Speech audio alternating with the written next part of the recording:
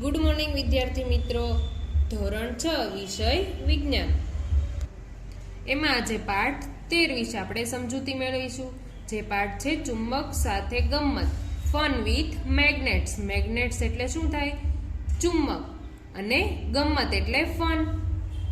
તો બાળકો, પ્રાચીન ગ્રીસ મેગ્નેશિયા નામના પ્રાંતમાં એક ટેકરી પર ઘેટા બકરા ચરાવતા મેગ્નીસ નામના ભરવાડને એક પથ્થર મળી આવ્યો, જે લોખંડને આકર્ષતો હતો, એટલે લોખંડ સાથે ચોંટી જતો હતો. તેને કેવું મેગ્નેટ કહે છે? કુદરતી ચુંબક. ત્યાર પછી છે કૃત્રિમ ચુંબક. પાછળથી લોકો લોખંડના ટુકડામાંથી ચુંબક બનાવવાની રીત શોધી કાઢી. આ રીતે બનેલા ચુંબકને કૃત્રિમ ચુંબક કહે છે. તો બાળકો, આજે આપણે બે ચુંબક વિશે જોયું, કુદરતી ચુંબક અને કૃત્રિમ ચુંબક. અને ત્યાર પછી જે પદાર્થો ચુંબક તરફ આકર્ષાય છે તેને ચુંબકીય પદાર્થ કહે છે, અને જે પદાર્થ ચુંબક તરફ આકર્ષતા નથી તેને બિનચુંબકીય પદાર્થ કહે છે. જેમ પદાર્થના પણ બે પ્રકાર છે. ચુંબકીય પદાર્થ છે તેમાં ઉદાહરણ છે લોખંડ. લોખંડ છે તે આકર્ષાય છે ચુંબક તરફ, તેથી તેને ચુંબકીય પદાર્થ કહેવાય છે. ત્યાર પછી બિનચુંબકીય પદાર્થમાં શું આવે છે? પ્લાસ્ટિક, પિત્તળ, ચાંદી, સોનું, તાંબુ એ ચુંબક સાથે આકર્ષાતા નથી, તેથી તેને બિનચુંબકીય પદાર્થ કહે છે. તેવી રીતે ચુંબકના બે ધ્રુવો પણ હોય છે, ઉત્તર ધ્રુવ અને દક્ષિણ ધ્રુવ. ઉત્તર ધ્રુવને N તરફ અને દક્ષિણ ધ્રુવને S તરફ, એટલે કે નોર્થ પોલ અને સાઉથ પોલ, એમ બે ધ્રુવ હોય છે. તો આ માહિતી આપણે આ પાઠમાંથી મેળવવાની છે. પહેલી અને બુઝો એવી જગ્યાએ ગયા હતા જ્યાં ખૂબ મોટા ઢગલાઓમાં નકામો કચરો એકઠો થયેલો. કંઈક આશ્ચર્યજનક થઈ રહ્યું હતું. કચરાના ઢગલા તરફ એક ક્રેન ગતિ કરી રહ્યું હતું. ક્રેનનો લાંબો હાથો કચરાના ઢગલા પર એક બ્લોકને નીચે ઉતારતો હતો. તે ત્યાંથી ગતિ કરવાની શરૂઆત કરતો હતો. કલ્પના કરો કે શું થયું હશે. જેવું તે દૂર તરફ ગતિ કરતું હતું, લોખંડનો કચરો બ્લોક સાથે ચોંટી જતો હતો. આકૃતિ 13.1. તો જુઓ બાળકો, અહીં આપણને આકૃતિ 13.1 બતાવેલું છે કચરામાંથી લોખંડના ટુકડા ઉપાડવા. તો અહીં તમને ઉપર વાત કરી એનું ચિત્ર આપેલું છે. આ ક્રેનની મદદથી આ જે ચુંબક છે તેના વડે લોખંડને કચરામાંથી અલગ કરે છે. જે લોખંડ છે તે આકર્ષાય છે ચુંબક તરફ, એટલે લોખંડ જે હોય છે એ ચુંબક સાથે ચોંટી જાય છે અને એમાંથી અલગ કરે છે. ત્યાર પછી છે તેમણે હમણાં ચુંબક વિશે ખૂબ જ રસપ્રદ પુસ્તક વાંચેલું. તેઓ તરત જ સમજી ગયા કે ક્રેનના તે છેડે ચોક્કસપણે ચુંબક હોવું જોઈએ, એટલે કે આ ક્રેનનો જે છેડો છે તેના વડે ચુંબક હોય છે, જે કચરાના ઢગલામાંથી લોખંડને વીણી લેતું હતું. આ જે કચરાનો ઢગલો છે એ લોખંડને વીણી લેતું હતું. તમે ચુંબક જોયા હશે અને તેની સાથે રમવાની મજા માણી હશે. શું તમે લોખંડની સપાટીવાળા કબાટ કે રેફ્રિજરેટર સાથે લગાવવામાં આવતા સ્ટીકર્સ જોયા છે? કેટલાક પિન હોલ્ડરમાં પિન હોલ્ડરની સાથે ચોટેલી દેખાય છે. કેટલીક કંપાસ પેટીમાં કોઈ પણ પ્રકારની લોક થાય તેવી રચના ન હોવા છતાં ઢાંકણ સાથે સખત રીતે બંધ થાય છે. આવા સ્ટીકર્સ પિન હોલ્ડર કે કંપાસ પેટીમાં અંદરની તરફ ચુંબક લગાડેલું હોય છે. તો જો બાળકો, તમને ખબર હોય તો તમારા ઘરે બધાના ઘરે ફ્રીજ છે, તો ફ્રીજ છે તેની આ જે અંદરનો ભાગ હોય તે હોલ્ડરની અંદર એક પ્રકારનું ચુંબક હોય છે. તેની એ ફ્રીજના દરવાજા સાથે ચોંટી જાય છે, એટલે ફ્રીજ બંધ થઈ જાય છે. તેવી જ રીતે તમારી પાસે કંપાસ પણ હોય છે. તો એવા ઘણા પ્રકારના કંપાસ હોય છે જેનો લોક છે તે અંદરની બાજુ ચુંબક હોય છે, તે લોક બંધ થઈ જાય છે. ત્યાર પછી છે પિન હોલ્ડર. પિન હોલ્ડર પણ લોખંડ છે. તો લોખંડ છે જે ચુંબકની તરફ આકર્ષાય છે, તો તે પણ તેની સાથે ચોંટી જાય છે. ત્યાર પછી છે ચુંબકો કઈ રીતે શોધાયા? એવું કહેવાય છે કે પ્રાચીન ગ્રીસમાં એક મેગ્નીસ નામે ભરવાડ રહેતો હતો. જો આ ચુંબક કેવી રીતે શોધાયો છે? કુદરતી ચુંબકની વાત કરે છે. તો કહે છે પ્રાચીન ગ્રીસમાં એક મેગ્નીસ નામે ભરવાડ રહેતો હતો. તે તેના ઘેટા બકરાને નિયમિત રીતે ચરાવવા માટે નજીકના પહાડ પર લઈ જતો. તેના પ્રાણીઓનું ધ્યાન રાખવા તે એક લાકડી સાથે રાખતો હતો. લાકડીના એક છેડે લોખંડનો એક નાનકડો ટુકડો રાખતો હતો. એક દિવસ પહાડના કોઈ પથ્થર સાથેથી લાકડીને છૂટી પાડવા તેણે ખૂબ જ બળ લગાડવું પડ્યું, જેથી તે આશ્ચર્ય થયું. એને એવું લાગ્યું કે જાણે લાકડી ખડક વડે આકર્ષાય. ખડક એક કુદરતી ચુંબક હતો. તો જો બાળકો, અહીં તમને આકૃતિ 13.1 બતાવે છે ટેકરીઓ ઉપર કુદરતી ચુંબક. આ જે લાકડી છે તેના છેડે એ એક લોખંડનો ટુકડો રાખતો હતો, જે ચુંબક હતો તે તેના વડે આકર્ષાતો હતો અને તેને ભરવાડની લાકડીની લોખંડની ટોચને આકર્ષી હતી. એવું કહેવાય છે કે આ રીતે કુદરતી ચુંબકની શોધ થઈ હતી. આવી રીતે કુદરતી ચુંબકની શોધ થઈ હતી. કદાચ ભરવાડના નામ પરથી આવા ખડકને મેગ્નેટ એવું નામ પણ આપવામાં આવ્યું છે. બાળકો, આ તમારે યાદ રાખવાનું છે કે આવા ખડકને શું નામ આપવામાં આવ્યું છે? તો મેગ્નેટાઇટ નામ એવું આપવામાં આવ્યું છે. મેગ્નેટાઇટમાં લોખંડ હોય છે. શું હોય છે બાળકો? લોખંડ હોય છે. કેટલાક લોકો એવું માનતા હતા કે મેગ્નેટાઇટની સૌ પ્રથમ શોધ મેગ્નેશિયા વિસ્તારમાંથી થઈ હતી, એટલે તેનું નામ શું પડ્યું છે? મેગ્નેટાઇટ.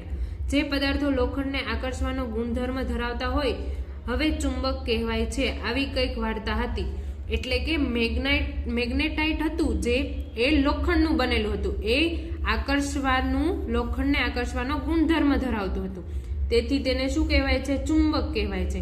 તો આવી રીતે કુદરતી રીતે ચુંબકની શોધ થઈ છે, તેને કેવું ચુંબક કહેવાય? કુદરતી ચુંબક. કોઈ કિસ્સામાં લોકોએ હવે શોધી કાઢ્યું છે કે કેટલાક ખડકો લોખંડને આકર્ષવાનો ગુણધર્મ ધરાવતા હોય છે. તમને પણ એ શોધ્યું કે આ ખડકના નાના ટુકડાઓમાં કેટલાક ખાસ ગુણો હોય છે. આ કુદરતી રીતે બનાવતા પદાર્થને તેમણે ચુંબક નામ આપ્યું. જે લોખંડ હોય છે એ આકર્ષાય છે ચુંબક સાથે, તેને શું કહેવાય છે? ચુંબક નામ આપ્યું. પાછળથી લોકોએ લોખંડના ટુકડામાંથી ચુંબક બનાવવાની રીત પણ શોધી કાઢી, તેને કૃત્રિમ ચુંબક કહે છે. જો આપણે ઉપર જોયું, આ મેગ્નેટાઇટ હતું એ કેવું ચુંબક હતું? કુદરતી ચુંબક હતું. અને લોખંડના ટુકડામાંથી ચુંબક બનાવવાની રીત શોધી કાઢી, જેમ ચુંબક અસલી રીતે તેને બનાવવાની શોધ્યું, તેને શું કહેવાય છે? કૃત્રિમ ચુંબક. આજકાલ વિવિધ આકારોમાં ચુંબક બનાવવામાં આવે છે. દાખલા તરીકે ગજિયો ચુંબક, નાળ ચુંબક, નળાકાર ચુંબક અથવા બોલ એન્ડેડ છેડા ગોળાકાર હોય તેવું ચુંબક આકૃતિ 13.4 આ પ્રકારના ચુંબકો દર્શાવે છે. જો બાળકો, અહીં 13.4 આ જે છે એને કયો ચુંબક કહેવાય છે? ગજિયો ચુંબક. આ છે ઘોડાની નાળ આકારનું ચુંબક. ઘોડાની નાળ હોય એ તમે જોઈ હશે એવા આકારનો ચુંબક છે. આ છે નળાકાર ચુંબક, એટલે કે નળાકાર, જેવો તમે ગણિતમાં ભણો છો તેવી રીતે નળાકાર આકારનું ચુંબક છે. પછી આ છે બોલ એન્ડેડ ચુંબક, એટલે બંને છેડાએ બોલ જેવો આકાર હોય છે એવો ચુંબક છે. તો તમે અહીં જોઈ શકો છો કે બધા જુદા જુદા આકારના ચુંબક આપેલા છે. ત્યાર પછી છે પ્રવૃત્તિ 1. એક પ્લાસ્ટિકનો કે કાગળનો કપ લો. અહીં તમને એક પ્રયોગ આપેલો છે. એ કેવી રીતે કરવાનો છે એના વિશે કહેલું છે. આકૃતિ 13.5 દર્શાવ્યા મુજબ તેને ક્લેમ્પની મદદથી સ્ટેન્ડ પર લગાડો. તો જો બાળકો, અહીં આપણને 13.5 ચુંબકની અસર હવામાં લટકતી પેપર ક્લિપ, આ જે સ્ટેન્ડ હોય છે તેને અહીંયા ક્લેમ્પમાં લગાવવાનું કીધું છે. કપની અંદર ચુંબક મૂકી તેને કાગળથી એવી રીતે ઢાંકો જેથી ચુંબક દેખાય નહીં. તો આ જે કપ છે તેને અંદર ચુંબકને મૂકવાનો છે અને કાગળથી તેને ઉપરથી ઢાંકી દેવાનો છે. લોખંડની બનેલી એક ક્લિપ સાથે જોડો. દોરાનો બીજો છેડો સ્ટેન્ડના પાયા સાથે બાંધો. તો જો તમને અહીં બતાવેલું છે, લોખંડની એક ક્લિપ રાખવાની છે, તેની સાથે અહીંયા દોરાને જોડવાનો છે. અહીંયા ચુંબક છે અને અહીંયા ઉપર કાગળનું પડ છે. આ જે દોરો છે તેને આ સ્ટેન્ડ સાથે જોડી દેવાનો છે. ધ્યાન રાખો કે આ યુક્તિમાં દોરાની લંબાઈ યોગ્ય રીતે ટૂંકી રાખવાની છે. અહીંયા જો તમને બતાવેલું છે, દોરાની લંબાઈ કેવી છે? ટૂંકી છે. ક્લિપને કપના તળિયાની નજીક લાવો. આ જે ક્લિપ છે તેને આ કપનો તળિયો છે તેની નજીક લઈ જવાની છે. પતંગની જેમ આ ક્લિપ કોઈ પણ આધાર વગર હવામાં અદ્ધર રહે છે. અહીંયા ચુંબક છે, તેથી આ જે દોરો છે તેની આ ક્લિપ છે. ક્લિપ કેવી હોય છે? લોખંડની હોય છે. તો લોખંડ છે જે એ ચુંબક સાથે આકર્ષાય છે. તો અહીંયા ચુંબક હોવાથી આ જે ક્લિપ છે તે કોઈ પણ આધાર વગર જ સીધી રહે છે. ત્યાર પછી છે 13.1 ચુંબકીય અને બિનચુંબકીય પદાર્થો. હમણાં મેં તમને કીધું કે ચુંબકીય પદાર્થો અને બિનચુંબકીય પદાર્થો કોને કહેવાય છે? જે પદાર્થ ચુંબક તરફ આકર્ષાય છે તેને ચુંબકીય પદાર્થ, જેમાં આવે છે લોખંડ, કોબાલ્ટ, નિકલ. અને જે પદાર્થો ચુંબક તરફ આકર્ષાતા નથી તેને બિનચુંબકીય પદાર્થ. આ તો એકદમ ઈઝી છે બાળકો. જે છે પ્લાસ્ટિક, પિત્તળ, સોનું એ બધું ચુંબક સાથે આકર્ષાતું નથી. ચાલો મેગ્નીસના પગલે ચાલીએ. આ વખતે આપણે ફક્ત લોખંડ અને ચુંબકના સ્થાન બદલીશું. આપણે ભરવાડવાળી લાકડી છેડે આપણે ચુંબક રાખીશું. હોકી સ્ટીકના છેડે અથવા ચાલવાની લાકડીના છેડે, ક્રિકેટના સ્ટેમ્પના છેડે, ગુંદર વડે અથવા ટેપ વડે આપણું નાનું ચુંબક લગાડીએ. જો લાકડીના છેડે, હોકીના સ્ટીક વડે અથવા તો ક્રિકેટના સ્ટેમ્પના છેડે ગુંદર વડે શું લગાવવાનું કે છે? એક નાનું ચુંબક લગાવીએ.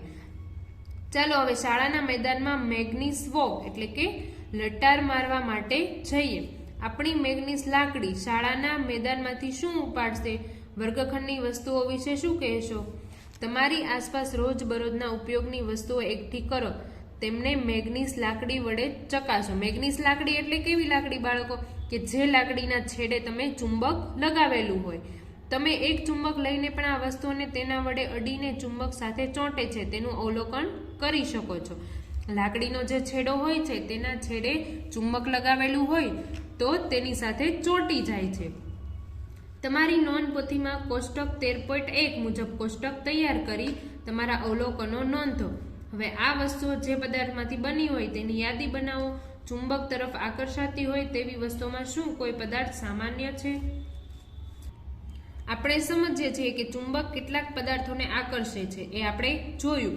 જ્યારે કેટલાક પદાર્થો ચુંબક તરફ આકર્ષાતા નથી. જે પદાર્થો ચુંબક તરફ આકર્ષાય છે તેને ચુંબકીય પદાર્થો કહે છે. હમણાં મેં તમને સમજાવ્યું એવી રીતે ઉદાહરણમાં લોખંડ, નિકલ, કોબાલ્ટ.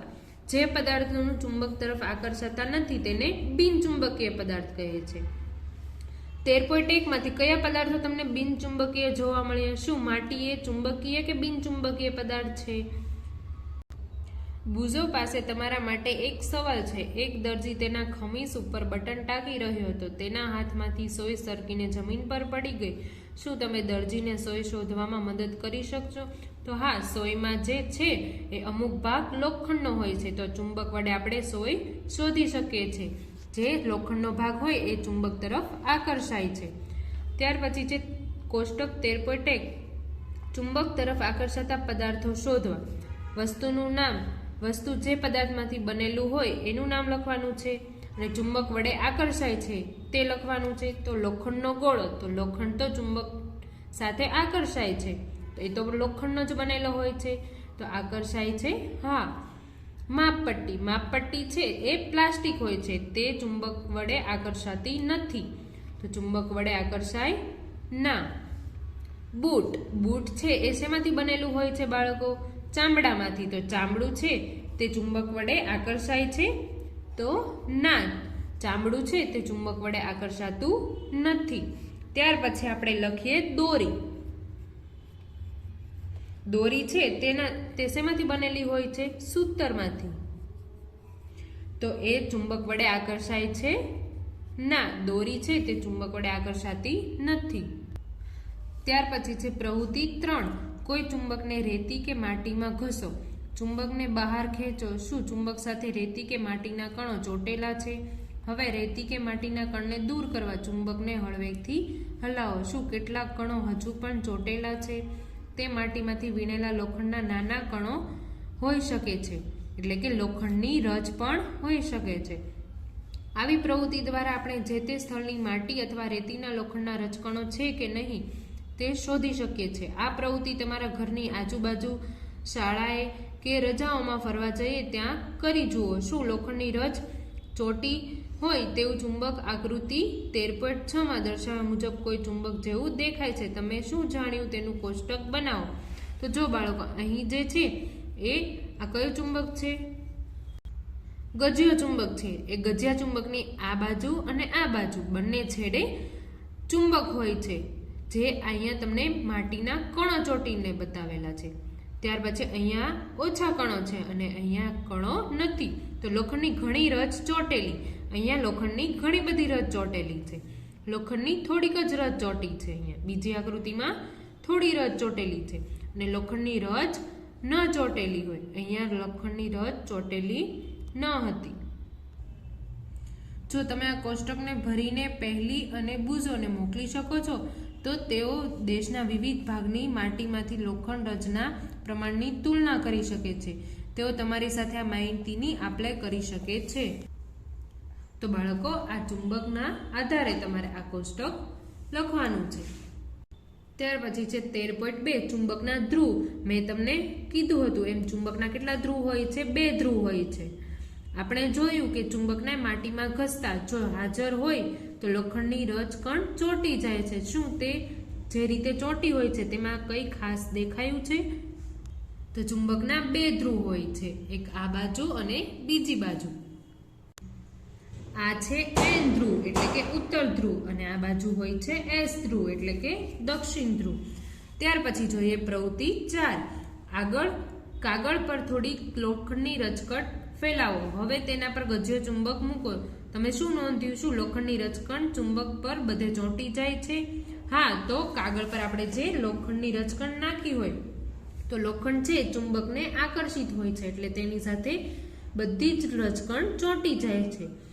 શું તમે જોયું કે ચુંબકના કેટલાક ભાગ બીજા ભાગ પર વધારે રજકણ ચોંટે છે? ચુંબક સાથે ચોંટેલી રજકણની હટાવી પ્રવૃત્તિ ફરીવાર કરો. તો જો તમને અહીં બતાવેલું છે કે આ બંને બાજુ ચુંબકની જે લોખંડની રજકણ હોય છે ચુંબક સાથે ચોંટી જાય છે. શું જે રીતે લોખંડની રજકણ ચુંબક તરફ આકર્ષે છે તે તરહમાં કોઈ તમે ફેરફાર નોંધ્યો? આ પ્રવૃત્તિ તમે લોખંડની રજકણને બદલે પિન કે લોખંડની ખીલીઓ લઈને વિવિધ આકારના ચુંબક સાથે કરી શકો છો. તો જો અહીંયા તમે લોખંડની રજકણના બદલે પિન અથવા તો ખીલીઓ પણ લઈ શકો છો. એ પણ ચુંબક સાથે ચોંટી જાય છે કેમ કે તે પણ લોખંડથી બનેલી હોય છે તો લોખંડ આકર્ષિત હોય છે. જે રીતે લોખંડની રજકણ ચુંબક સાથે ચોંટે છે તે દર્શાવતી આકૃતિ દોરો. શું તમે આકૃતિ જે 13.6 ને C માં, તો આ છે 13.6 ની C આકૃતિ. લોખંડની રજ ચોંટેલી ન હોય. દર્શાવેલી આકૃતિ છે તેની સાથે સમાનતા ધરાવે છે. પહેલી પાસે તમારા માટે એક કોયડો છે. તમે 2 સરખી પટ્ટીઓ આપવામાં આવે છે જે લોખંડની બની હોય છે તેવી લાગે છે, જેમાંથી એક ચુંબક છે અને બીજી માત્ર લોખંડની પટ્ટી છે. તો ચુંબકની પટ્ટી કઈ છે તમે કઈ રીતે શોધશો? આપણે જાણ્યું કે ચુંબકના 2 છેડાની નજીકના વિસ્તારમાં લોખંડની રજકણ વધુ આકર્ષાય છે. આ છેડાઓ નજીક ચુંબકના ધ્રુવો હોય છે. કેટલા ધ્રુવો હોય છે? 2 ધ્રુવો. તેવું કહેવામાં આવે છે. વિવિધ આકારના ચુંબકને વર્ગમાં લાવી જુઓ. લોખંડની રજકણનો ઉપયોગ કરીને આ ચુંબકોના ધ્રુવના સ્થાન જાણવાની કોશિશ કરો. આકૃતિ 13.4 માં દર્શાવેલા છે તે પ્રકારના ચુંબક ધ્રુવના સ્થાન તમે નક્કી કરી શકો છો. તો બાળકો, અહીં તમને આકૃતિ 13.4 માં બતાવેલું છે તેવી રીતે ચુંબકના 2 ધ્રુવ હોય છે. એમાંથી N ધ્રુવ કયો છે અને S ધ્રુવ કયો છે એ તમે ચુંબક લાવીને તે જોઈને કરી શકો છો. ત્યાર પછી છે 13.3 દિશાઓની શોધ. પ્રાચીન કાળથી લોકો ચુંબક વિશે જાણતા હતા. ચુંબકના ઘણા ગુણધર્મો વિશે પણ તેઓ જાણતા હતા. ચુંબકનો ઉપયોગ વિશે તેઓ ઘણી રસપ્રદ વાર્તાઓ સાંભળી હશે. આવી જ વાર્તા ચીનના બાદશાહ હેઆંગ ટાઈ ની છે. આ વાર્તા કોની છે બાળકો? ચીનના બાદશાહ હેઆંગ ટાઈ. એવું કહેવાય છે કે તેઓ રથ પર એક એવી સ્ત્રીનું પુતળું હતું કે જે કોઈ પણ દિશામાં ફરી શકતું હતું. તેનો એક હાથ એવી રીતે લંબાયેલો હતો કે જાણે કોઈ દિશા બતાવી રહી હોય. એક પુતળું હતું તે કોઈ પણ દિશામાં ફરી રહ્યું હતું ને એક હાથ છે તે દિશા બતાવી રહી હોય એ પ્રકારનો હતો. આકૃતિ 13.8 માં પુતળાનો એક ખાસ ગુણધર્મ હતો. તે એવી સ્થિતિમાં ઊભું રહેતું કે તેનો લંબાયેલો હાથ હંમેશા દક્ષિણ દિશા તરફ તાકેલો રહે. પુતળાના લંબાયેલા હાથ જોઈને બાદશાહ પોતાના રથ ઉપર નવા સ્થળોએ જાય ત્યારે દિશાઓ નક્કી કરી શકતો હતો. તો અહીં તમને એક પ્રાચીન સમયની વાત કરવામાં આવેલી છે જે પુતળાના આધારે દિશાઓ નક્કી કરતા હતા. ત્યાર પછી આપણે અહીં બતાવેલું છે આકૃતિ 13.8 માં દિશા શોધક પુતળા સાથેનો રથ. જો અહીં તમને પુતળું આપેલું છે તેનો એક હાથ છે તે દિશા દર્શાવે છે. ચલો આપણે પણ આપણા માટે પણ આવું કંઈક દિશા સૂચક બનાવીએ. ત્યાર પછી છે પ્રવૃત્તિ 5. એક ગજ્યો ચુંબક લો. કેવો ચુંબક લેવાનો છે? ગજ્યો ચુંબક લેવાનો છે. ઓળખાય તે માટે તેના એક છેડે નિશાની કરો. તે ઓળખાય તેના માટે તેના એક છેડે નિશાની કરવાની છે. હવે લાકડાના સ્ટેન્ડ પર તેને મુક્ત રીતે લટકાવી શકાય તે રીતે ચુંબકની મધ્યમાં દોરી બાંધો. જો આ જે લાકડાનું સ્ટેન્ડ છે, આ છે ગજ્યો ચુંબક, તેના મધ્યમાં એટલે કે વચ્ચે એ દોરી બાંધવાની છે અને તેને લટકતો મૂકવાનો છે. ધ્યાન રાખો કે ચુંબક મુક્ત રીતે ફરી શકે છે. આ જે ચુંબક છે તે કોઈ પણ દિશામાં ફરી શકે છે તે જોવાનું છે. જ્યારે ચુંબક સ્થિર થાય ત્યારે તેના બંને છેડાની સ્થિતિ નોંધતા બે નિશાન જમીન પર કરો. બંને નિશાનને જોડતી રેખા દોરો. ચુંબક સ્થિર હોય ત્યારે તેની દિશા આ રેખા દર્શાવે છે. હવે કોઈ પણ એક દિશામાં હળવેકથી ચુંબકને ધક્કો મારો, તેને સ્થિર થવા દો. ફરીથી તેની સ્થિર સ્થિતિ વચ્ચે બંને છેડાનું સ્થાન અંકિત કરો. હવે ચુંબક અલગ દિશા તરફ સ્થિર થાય છે. ચુંબકને બીજી દિશા ફેરવી અને તે દિશામાં સ્થિર થાય છે. તે અંતિમ સ્થિતિ નોંધો. શું તમે એ નોંધ્યું કે ચુંબક હંમેશા એક જ દિશામાં સ્થિર થાય છે? તો હવે બાદશાહના રથ પરના પૂતળાનું રહસ્ય સમજાયું. હવે ચુંબકને બદલે લોખંડની પટ્ટી, પ્લાસ્ટિક કે લાકડાની ફૂટપટ્ટી લઈને પ્રવૃત્તિનું પુનરાવર્તન કરો. આ પ્રવૃત્તિ માટે હલકી વસ્તુનો ઉપયોગ ન કરો અથવા જ્યાં પવન આવતો હોય ત્યાં આ પ્રવૃત્તિ કરવાનું ટાળો. એટલે કે પવન ના આવતો હોય એવી જગ્યાએ તમારે આ પ્રવૃત્તિ કરવાની છે. શું બીજી વસ્તુઓ પણ હંમેશા સમાન દિશામાં સ્થિર થાય છે? આપણે જોયું કે મુક્ત રીતે લટકાવેલ ગજ્યો ચુંબક હંમેશા ચોક્કસ દિશામાં સ્થિર થાય છે, જે ઉત્તર દક્ષિણ દિશા છે. તો જો બાળકો, અહીં આકૃતિમાં તમને જે બતાવેલું છે, આ ગજ્યો ચુંબક છે તે કોઈ પણ એક દિશામાં સ્થિર થાય છે. તે કઈ છે? ઉત્તર દક્ષિણ દિશામાં સ્થિર થાય છે. ઉત્તર દિશામાં અથવા તો દક્ષિણ દિશામાં. શા માટે? તો કેમ કે ચુંબકના બે ધ્રુવ હોય છે, ઉત્તર ધ્રુવ અને દક્ષિણ ધ્રુવ, એટલે એ બે દિશામાં જે સ્થિર થાય છે. તમે જ્યાં પ્રયોગ કરતા હો તે સ્થળે સૂર્યના ઉગવાની દિશા જાણીને અટકળે પૂર્વ દિશા નક્કી કરો.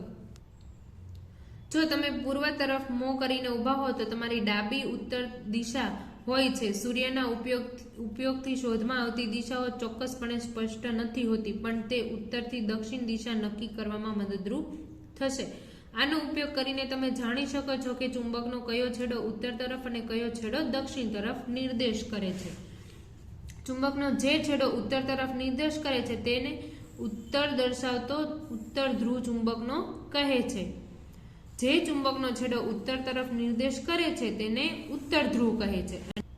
બીજો છેડો જે દક્ષિણ તરફ નિર્દેશ કરે છે તેને દક્ષિણ ધરાવતો અથવા તો ચુંબકનો દક્ષિણ ધ્રુવ કહે છે. આ તમારે યાદ રાખવાનું છે. ચુંબકનો આકાર કોઈ પણ હોય પરંતુ તેને બે ધ્રુવ જ હોય છે. ચુંબકનો કોઈ પણ આકાર હોય પણ તેને કમ્પલસરી કેટલા ધ્રુવ હોય છે? બે ધ્રુવ હોય છે. સામાન્ય રીતે ઉત્તર ધ્રુવ એટલે કે N અને દક્ષિણ ધ્રુવ એટલે કે એને S એ ચુંબક પર દર્શાવેલ જ હોય છે. ચુંબક પર દર્શાવેલ જ હોય છે કે કયો N ધ્રુવ છે અને કયો દક્ષિણ ધ્રુવ છે એટલે કે S ધ્રુવ છે. ચુંબકનો આ ગુણધર્મ આપણને ખૂબ જ ઉપયોગી છે. મુસાફરો સદીઓ ચુંબકના આ ગુણધર્મનો ઉપયોગ કરતા આવ્યા છે. એવું કહેવાય છે કે જૂના જમાનામાં મુસાફરો કુદરતી ચુંબકને દોરીને લટકાવીને દિશા જાણી લેતા હતા, જેને તે હંમેશા પોતાની સાથે જ રાખતા હતા. પહેલાના જમાનામાં લોકો જે છે એ ચુંબક પર બે ધ્રુવ આપેલા હોય છે, એટલે તેને દોરીથી લટકાવીને જોતા. જે ચુંબકનો ધ્રુવ જે દિશામાં હોય એ દિશા પરથી એ લોકો નક્કી કરતા કે આ કઈ દિશા છે. પછીથી ચુંબકના આ ગુણધર્મના આધારે એક સાધન વિકસાવવામાં આવ્યું હતું, તેને હોકાયંત્ર કહે છે. તો આ ગુણધર્મના આધારે એક સાધન વિકસાવવામાં આવ્યું છે, તેને શું કહે છે? હોકાયંત્ર કહે છે. આ પણ તમારે યાદ રાખવાનું છે. સામાન્ય રીતે હોકાયંત્ર એક નાનું કાચથી ઢાંકાયેલું બોક્સ છે. જો તમને એ ચિત્રમાં બતાવેલું છે, આને શું કહેવાય છે? હોકાયંત્ર. એ નાનું છે અને કાચથી ઢાંકેલું છે. બોક્સની અંદર એક ચુંબકીય સોયને ધરી પર રાખેલી હોય છે. જો આ જે છે એ ચુંબકીય સોય છે, એને એક ધરી પર હોય છે જે મુક્ત રીતે ફરી શકે છે. આપણે ઘડિયાળના કાંટા જેમ ફરે છે તેમ આમાં પણ આ જે ચુંબકીય સોય છે એ મુક્ત રીતે ફરી શકે છે. હોકાયંત્રમાં એક ચંદો એટલે કે ડાયલ હોય છે જેની દિશા અંકિત કરેલી હોય છે.